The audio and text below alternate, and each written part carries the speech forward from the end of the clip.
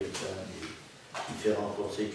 différents comités que vous avez Je cités. peux juste prendre la parole juste une fois. Je dis que je suis particulièrement contente que M. Mounier puisse demander à siéger à d'autres comités, plus peut-être en accord avec ses centres d'intérêt, et que ce soit proposé en conseil municipal. Voilà, je tiens à le dire, c'est une belle avancée pour la commune. Donc je vais soumettre au vote. Qui... Non, non, mais c'est bon.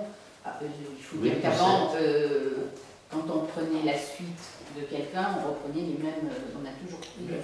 C'est pour ça que c'est une belle avancée. C'est une très belle avancée de prendre le milieu de choses. Alors les comités, les commissions, c'est pas pareil. Oui, c'est vrai. Voilà. Non, puis même c'est une belle avancée. Je veux dire, il a d'autres centres d'intérêt que Mme Barillot. Il nous apportera ses compétences dans d'autres dossiers. Je trouve ça très bien. Ouais.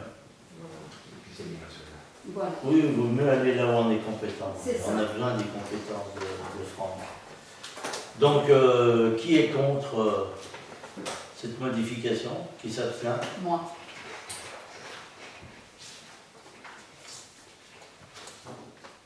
Donc, mon cher Franck, vous êtes inscrit dans le propre comité que vous avez choisi. Donc, questions diverses. Le 11, Hein? Le 11. Non, mais on a pas... Non, parce qu'il a pas le Il sera reporté du coup. Ouais, parce qu'il manquait des éléments, puis Marina est en vacances. Tu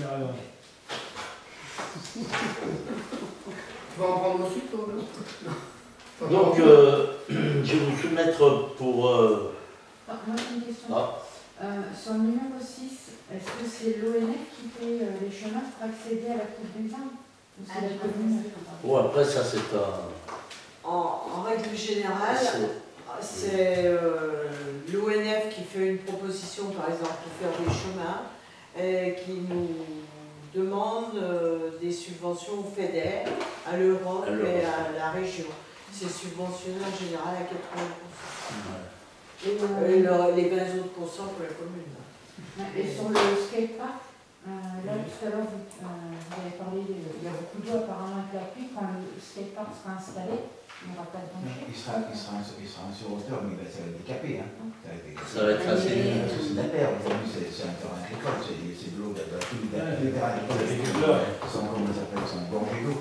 Mais non, ça va être décapé, ça va être... non, il ne sera pas au niveau du sol zéro.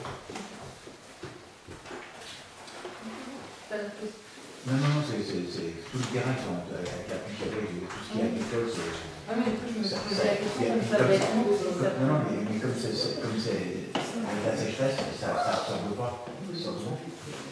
Donc, je vais vous soumettre une information pour avis, là. J'ai reçu un courrier de Madame Lèbre, qui est la professeure des CE1, non, CE2, CE1, CE2, deux classes. Donc, il m'envoie un courrier parce qu'elle m'a téléphoné. Je lui ai dit de me faire parvenir une demande écrite. Bonjour Monsieur le maire, suite à notre entretien téléphonique du 20 octobre, voici une présentation du projet que je souhaite mener avec ma classe. Date du séjour du 6 au 9 février, lieu Carcassonne. Ce projet comprend la réalisation d'un livre pour chaque élève de la classe avec l'aide de l'association. L'atelier du livre et si possible la visite de la cité médiévale de Carcassonne selon la météo. Au cours de ce séjour, les élèves participeront à plusieurs ateliers, composition, typographie et impression des pages, initiation à la gravure, fabrication du papier, historique du papier et de l'impression, fabrication des couvertures. Le travail d'écriture se fera en amont en classe. Donc pour l'instant, elle dispose d'un devis pour l'hébergement, la pension complète et l'intervention de l'atelier livre de 5 178 €, d'un devis partiel pour le transport de 1 050 €. Il me manque le devis TER pour aller-retour en Berlieux à Lyon. Donc, comme je vous l'ai précisé dans un entretien téléphonique, je suis tenu par des délais très courts au niveau administratif. Donc, en espérant que vous puissiez donner un avis favorable à ma demande.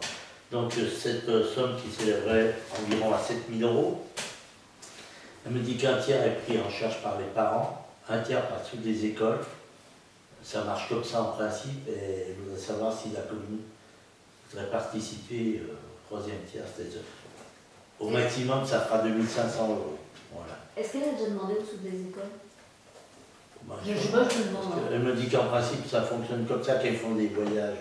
Oh, je pense Il faut des qu'elle demande quand même. Parce que alors déjà, on va souligner que c'est le premier voyage depuis 2011, je crois. Donc je pense qu'elle a bien dû en parler, sinon... Non, mais c'est intéressant de savoir dans quel sens, parce qu'on Ouais. est un tiers, on ne sait pas combien c'est. Donc, ouais, CE2. Sa classe, c'est CE1, ouais, CE1, CE2, les deux. Avec sa classe, c'est la moitié des CE2 puis la moitié des CE1. Il faut les féliciter. Donc, est-ce qu'on peut donner un accord de principe pour une somme? Moi, je trouve. Est-ce qu'il n'y a pas d'autres subventions à aller chercher à Ouais, c'est ça. Ouais. Parce que moi j'ai reçu dans ma boîte aux lettres le journal de la région et il se félicite d'une lettre d'une classe qui est partie faire je sais pas quoi à la montagne et visiblement il y a une commission ou comité à la région qui a financé le voyage scolaire. Donc à un moment donné, est-ce que ça fait quand même une somme conséquente En fait, sur le principe, je pense qu'on est tous contents qu'il y a un voyage. Après, sur le montage financier, je pense qu'il faut demander... Voilà, c'est parce qu'en fait, elle est tenue par des délais sont courts. Voilà, c'est à cause des délais courts qu'elle demande si on peut Tu as l'aider. parlé de 2500 euros, 2000. Ouais. Pour combien de temps? Sachant qu'on a...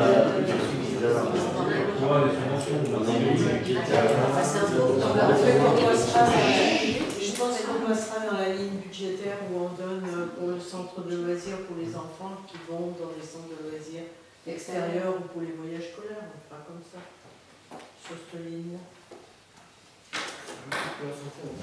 Par contre, c'est très bien, hein, mais par contre, il faudra qu'on prévoie pour les autres années, parce que les autres classes vont être demandeurs. À partir de là, on leur dira, si vous avez des projets, faites-nous le savoir avant, pour qu'on puisse, justement, comme dit Émilie, faire des demandes à la région. Et ça n'empêche pas de demander peut-être à Mme Venaille, parce que c'est pour essayer de leur trouver une année par cœur. C'est déjà très bien d'avoir un enseignant ou une enseignante qui propose quelque chose, parce que je pense que vous n'aurez pas tous les ans moult projets, malheureusement. Très sincèrement, on va s'en féliciter parce que ça fait, moi ça fait 10 ans que je suis ici. Le dernier voyage scolaire, je crois que c'est 2011, pour avoir cherché à l'époque. Parce que pour avoir fait partie sous des écoles de manière active, on a demandé régulièrement en tant que parents pourquoi il n'y avait plus de sortie de classe verte ou autre chose, alors que dans les communes alentours il y en avait. Moi je dis vraiment, je félicite cette initiative, très sincèrement. Après, ça n'empêche pas quand même qu'on puisse, parce que le sous des écoles fait aussi ce genre de demandes régulièrement aux enseignants, d'avoir des demandes budgétaires quand c'est possible. On est bien d'accord qu'eux-mêmes sont tenus par des gros dossiers, par des demandes qui sont très timées dans le temps. Et puis moi je me dis quand même qu'il faudrait peut-être demander à Mme Venaille de chercher à savoir où sont peut-être les subventions là-dessus. Notre secrétaire de mairie en chef. Si elle pourrait essayer de se renseigner là-dessus pour aider aussi les enseignants, on a peut-être aussi ce rôle-là à mener nous de notre côté. On peut le mener, c'est pas un problème. Appeler la région pour savoir ce qui subventionne dans le cadre des sorties scolaires, appeler le département et ils nous renverront les données. La CCPH, je ne sais même pas si elle fait ce genre de choses. Donc on ne prend pas de délibération, c'est pour vous informer de ce. Voilà, c'est juste pour vous informer de cette demande qui m'est arrivée hier. Dans le plan d'orientation scolaire. Si le chauffeur, on mettra bien. Mais du coup, si on n'avait pas un accord de principe, elle pourra pas. Un chauffeur. Je pense qu'on peut voter. On peut voter. C'est une bonne idée en plus. Si on décale la ligne, ça bien. Ouais, mais j'en ai parlé à Gisèle, mais je vais pas faire en parler à conseil quand même. C'est arrivé il y a deux jours. Pendant quel conseil, je lui ai demandé de m'envoyer. Je te crois. Je lui ai dit, on a un conseil demain, j'aimerais bien quand même en parler au conseil pour la commission, la municipalité aurait pu décider, mais je préfère en parler au conseil. C'est pas une grosse chose. Donc, d'autres questions diverses? Oui, je voulais revenir sur le comité patrimoine et informer tout le monde pour l'association Cité Remarquable. Donc on en a discuté en comité patrimoine et après, on est tous tombés plus ou moins d'accord sur le fait qu'il serait peut-être opportun d'adhérer à cette association et de le faire en début d'année sur le nouveau budget. Voilà, donc c'était déjà pour savoir si ça peut correspondre à tout le monde et Et puis on verra s'il est nécessaire de faire un vote au prochain conseil municipal. Je ne sais pas quel est l'avis de chacun. Le tarif, c'est 300, moins de 400 euros. Moins de 400 euros annuels. Tous les ans. Pardon ? Tous les ans. Tous les ans. C'est une association qui travaille en top de SPR avec nous. Voilà, et qui nous permet de... Alors on a une petite cité de caractère, mais celui-là a une vision un peu plus internationale. Donc il est vrai que c'est quand même aussi important qu'on n'ait pas seulement fait un rayonnement national, mais qu'on puisse avoir aussi un rayonnement à l'international avec cette association qui est présente par exemple au Carrousel du Louvre, C'est une adhésion qui est mois à mois ou annuelle, 395 euros. À janvier ou à partir de janvier? On peut la faire à peu près quand on le souhaite. Là, on a dit qu'on n'avait pas budgété, donc, et puis le temps que tout se mette en place. Je pose la question parce qu'il y a des associations qui vont dire tu adhères en octobre, donc ça va durer jusqu'en octobre l'année d'après, puis il y en a d'autres, ça va être en janvier. On adhérera en janvier, comme ça on n'aura pas. Je sais pas comment. Les SSE, c'est en général comme ça, c'est annuel. C'est voté au budget, et c'est toutes les communes pareil, c'est voté au budget le mois de mars, ça roule, et justement, elle apporte aussi une formation. J'avais apporté un certain nombre de documents, elle apporte des formations pour les élus, dans le cadre du développement durable et des sites patrimoniaux remarquables. Donc, voilà, et son siège est au budget d'Aquitaine. Et la présidente de cette association faisait partie du jury au Et ministère de la Culture. Donc elle est reconnue quand même au niveau ministériel. Elle va nous aider parce qu'on a un certain nombre de choses à faire. On a besoin de l'expérience, d'un certain nombre de personnes pour mener à bien tout ce qui nous attend dans ce travail sur le site patrimonial remarquable. C'est une opportunité, site patrimonial remarquable pour le rat de notre commune, mais aussi pour le tourisme.